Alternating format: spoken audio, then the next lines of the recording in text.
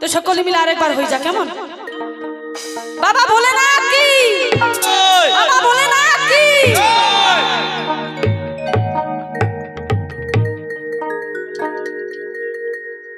ওই আমি পাগলা বাবার দিবানা,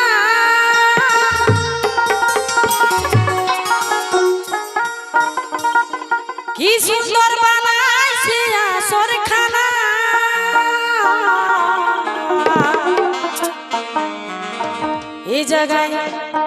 এই জায়গায় আসিলি একবার বাবা মেটাবে মনের বাসনা। কি সত্যি তো?